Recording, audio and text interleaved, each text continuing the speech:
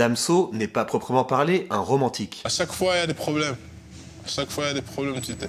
On dirait la chatte et le phallus, ça va pas ensemble, alors que c'est fait pour matcher. Et pourtant, c'est bien sur ce thème de l'amour qu'il a produit son plus grand succès. Et au risque de vous surprendre, son texte sur ce sujet est peut-être l'un des meilleurs de ces dernières années.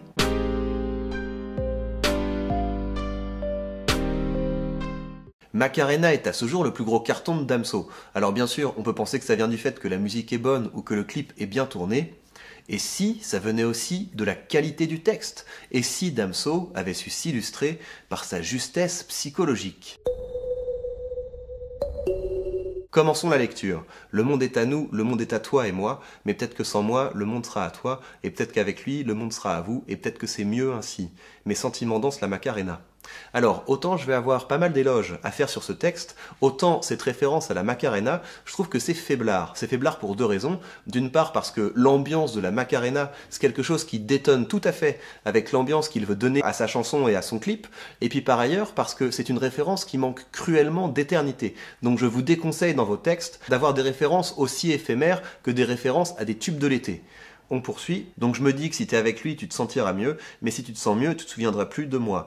Oh là là, mon cœur danse la Macarena, etc. Alors, comme on va le voir, la force de ce texte, c'est qu'il y a une alternance de points de vue. Et donc le premier point de vue auquel on est confronté, c'est un point de vue du dessus, de quelqu'un qui essaie de prendre du recul, le point de vue de quelqu'un qui essaie de faire un bilan de la relation et qui est capable d'intégrer le point de vue de l'autre. On sait que l'autre sera mieux avec quelqu'un d'autre que nous, mais on peut pas se résigner à le laisser partir parce qu'on s'est investi émotionnellement avec cette personne, qu'on sent que c'est elle qui peut comprendre nos sentiments et on a peur de rester seul avec notre souffrance. On continue. Sabrina, t'es déjà trentenaire, on s'envoie en l'air, mais j'ai que la vingtaine, donc j'ai que ça à faire. Me parle pas de mariage, je te fais perdre ton temps, mais qu'est-ce que c'est bon quand je plotte tes implants. Je me sens comme avant, comme quand je n'avais rien à battre. Je suis jeune, je me fous de l'avenir, de ce que notre relation va devenir. Alors, on tombe là sur quelque chose d'intéressant, sur une problématique que j'appellerais la tragédie de la génération Tinder. Traditionnellement, une relation était basée sur un projet. Ça veut dire que le prétendant devait prouver à la fille qu'il convoitait qu'il avait un projet, qu'il était capable de prendre soin d'elle, qu'il avait envie de fonder une famille. Et donc ça, c'est ringard, c'est réactionnaire, tout ce que vous voulez, ça pose toute une série de problèmes, mais au moins, ça résolvait le problème du sens de la relation. C'était le projet qui allait prendre le relais quand la passion commençait à s'estomper. On savait pourquoi on était ensemble au-delà de la simple attirance physique. Maintenant, à l'heure de Tinder, on tend vers l'autre extrême. Des relations qui sont basées exclusivement sur la recherche de plaisir, où on va utiliser l'autre à des fins de jouissance immédiate. Alors bien sûr, ça peut être le début de vraies relations, mais très souvent, le contrat de départ, ça va être « c'est juste pour s'amuser, on garde notre liberté ». C'est le cas de figure dans notre chanson, on est là pour prendre du plaisir, pas pour parler de l'avenir. Bien sûr, c'est une illusion qui finit toujours par se craqueler, et l'auteur en a conscience. Il sait qu'il fait perdre son temps à sa trentenaire. Et c'est là qu'on arrive à la dimension tragique, car à mesure que les corps se touchent, les cœurs s'attachent, mais les protagonistes sont à la merci d'un agent extérieur qui arriverait avec un vrai projet de vie. Continuons. Mais pour lui, ce n'est pas le cas, il a déjà un taf, il fait le mec mature, mais tu sais colis plus que lui, j'assure. Rappelle-toi quand t'avais des courbatures, je t'avais bien à un taras. Ça me fait rire. Je crois qu'il y a quelque chose de malin, là, de la part de Damso, mais on va y revenir. Rappelle-toi de la suite, dans les hôtels et les suites, donc là il s'est pas trop foulé avec la rime, je t'invitais aux soirées VIP, à la télé tu regardais mes clips, on l'a fait sans autotune sur une prod de Twinsmatic, c'est ma manière romantique de dire que je n'avais pas mis de préservatif. Ouais, bon là c'est un peu lourd, de toute façon si vous avez besoin d'expliciter vos images, c'est qu'il y a une nouille dans le pâté. Par contre, ce que je trouve intéressant de noter ici, c'est de regarder ce que l'auteur met dans la balance. D'un côté de la balance, nous avons un homme mature qui apparemment a un projet de vie à offrir à la dame, et de l'autre côté de la balance, il n'y a que du plaisir sexuel et la participation à un mode de vie bling bling. Et comme Damso est quelqu'un de réfléchi, je ne peux pas croire qu'il ait écrit ce passage sans distance. Parce que ce qu'il dit texto à la nana, c'est « tu devrais être contente, je t'ai démonté à l'hôtel en regardant des clips de moi ». Cela me semble donc trop gros pour être du premier degré, et je pense donc que c'est une manière judicieuse de nous confronter à l'aveuglement égocentrique dont on peut faire preuve sur les besoins de l'autre quand on est encore immature au plan relationnel. Donc on continue avec le refrain, le monde est à nous, le monde est à toi et moi, tout ça, et on reprend, j'ai fait semblant de bien aller, quand t'as démarré que t'es allé chez lui, bah non j'ai rien dit, pourtant que je le savais que tu un pour t'évader, après tout j'étais là que pour dépanner, je vais pas trop m'étaler, saigner fallait, blessé je l'étais, je t'ai remballé, tu m'as remplacé, tu m'as délaissé. Encore une fois, je trouve que c'est bien senti au plan psychologique. Parce qu'il y a souvent ces 3 temps au début d'un deuil amoureux. D'abord le déni, je vais bien, je suis au-dessus de ça, de toute façon c'était clair entre nous depuis le début. Ensuite, il y a l'ego qui va venir sur la table. Oui, j'ai mal, mais j'ai besoin de personne, j'ai pas besoin d'en parler, laisse-moi. Et enfin, la chute, on souffre, on a mal, on est prêt à toutes les compromissions pour alléger notre souffrance ou pour nous venger. On continue, mais comme tout, je t'ai téléphoné, je t'ai récupéré, puis je t'ai fait pleurer parce que j'en ai rien là, c'est ça la life. Là on arrive à une partie plus sombre de sa personnalité, et c'est ce qui fait la qualité de ce texte, c'est honnête en plus de viser juste. L'auteur ne cherche pas à se montrer meilleur qu'il est, il ne cherche pas à faire bonne figure. On continue, qu'est-ce que tu croyais? Tu as un avec moi, tu as un avec d'autres, même si je fais pareil, c'est pas la même chose, bah oui mais non, moi j'ai besoin de ma dose, de ma libido, et casse pas les yeux, que je fais pas celle qui réplique, de toute façon je veux plus trop qu'on s'explique. Ça, c'est probablement le passage le plus intéressant du morceau. Alors les journalistes y ont vu matière à polémique, parce que Damso y dépeint une conception inégalitaire de la relation. Mais non, je dis pas que toutes les... En fait, c'est ça le Non, parce problème. qu'elle, on dirait qu'elle n'a pas le droit d'aller ailleurs.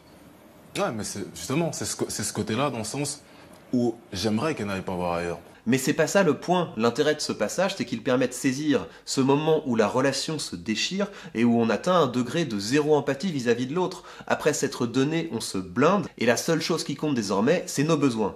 Et on termine sur le refrain, cette voix donc qui cherche à reprendre de la distance, mais qui peine à faire son deuil. Voilà pour la lecture, passons au diagnostic. Voilà donc l'hypothèse que je ferai pour expliquer le succès de ce texte. Premièrement, il parvient à saisir le tragique de relations basées principalement sur la recherche du plaisir. Et ce faisant, il parle à beaucoup de monde parce que ce type de relation a vocation à se répandre pour des raisons sociologiques d'une part avec l'érosion du couple traditionnel, mais aussi pour des raisons technologiques avec la gamification des relations amoureuses via les applications.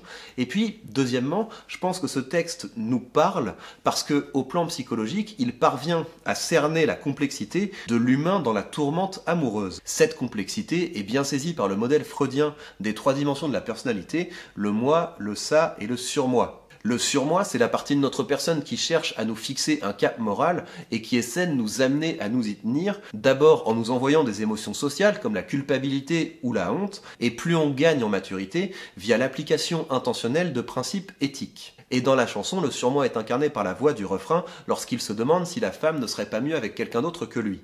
Le ça, ensuite, c'est la partie archaïque de notre personnalité, c'est nos pulsions, c'est je vois, je veux, je prends tout de suite. Et dans le texte, c'est la voix qui parle de tâter des implants, c'est la voix qui a besoin de sa dose. Et le moi, finalement, c'est le résultat du rapport de force entre le surmoi et le ça, c'est la voix qui s'exprime la plupart du temps dans le texte, c'est la voix de cet homme qui cherche à trouver un cap entre ses pulsions et entre l'idéal de ce qu'il voudrait être. Et le propre des grands textes sur l'amour, c'est de rendre compte de cet équilibre précaire, de n'être ni trop dans le sale, ni trop dans la morale, car nous sommes parfois singes et parfois saints. À cet égard, le texte de Damso m'a évoqué beaucoup de grands textes, mais je retiendrai Adolphe de Benjamin Constant, parce que c'est très bien, et parce que c'est un texte, je ne crois pas qu'il soit si connu que ça. La particularité de ce texte, c'est que, contrairement à beaucoup d'histoires d'amour, l'affaire est vite conclue, et que le gros de l'histoire traite de la manière dont le héros essaie de se séparer de la femme qu'il a séduite, tiraillé entre culpabilité, haine, compassion et dégoût.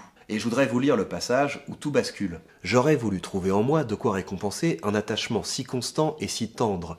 J'appelais à mon aide les souvenirs, l'imagination, la raison même, le sentiment du devoir. Efforts inutiles. La difficulté de la situation, la certitude d'un avenir qui devait nous séparer, peut-être je ne sais quelle révolte contre un lien qu'il m'était impossible de briser, me dévorait intérieurement. Je me reprochais l'ingratitude que je m'efforçais de lui cacher. Je m'affligeais quand elle paraissait douter d'un amour qui lui était si nécessaire. Je ne m'affligeais pas moins quand elle semblait y croire. Je la sentais meilleure que moi. Je me méprisais d'être indigne d'elle. C'est un affreux malheur de ne pas être aimé quand on aime, mais c'en est un bien plus grand d'être aimé avec passion quand on n'aime plus. Voilà pour vous inspirer. Passons maintenant à la réécriture. Voiture, parc, escalier, cuisine, salon, sol, chambre, salle de bain, douche. Ça dura des semaines. Mais en vérité, dès la 2e fois, c'était moins bien. Juste un peu, nuance déclinante, encore couverte de parfum. Oui, voilà, comme ça, comme ça. Non, non, je te regardais pas. Quoi? Non, je pensais à rien. Oui, dors bien. Chambre, chambre, salon, chambre, chambre. Ah, c'est gentil, tu as fait à dîner. Attends, je mets plus de lumière. Si, j'aime tes bougies. Tu veux faire quoi demain? Vendredi, samedi, dimanche, jeudi, dimanche, jeudi, mardi. Attends, je t'ai rien promis. Oui, bien sûr, on peut se voir. Oui, ça te va bien. Chambre, vendredi. Oui, comme ça, t'es la meilleure. Chambre, samedi. Oui, comme ça, tu sais, je t'aime bien. Chambre, dimanche. Chambre, chambre. Et puis plus rien. Et voilà le travail. Il me reste à vous encourager à faire cet exercice de votre côté. Osez emmener votre écriture dans des directions où vous ne l'avez jamais amenée. Ça fera de vous des orateurs captivants à écouter.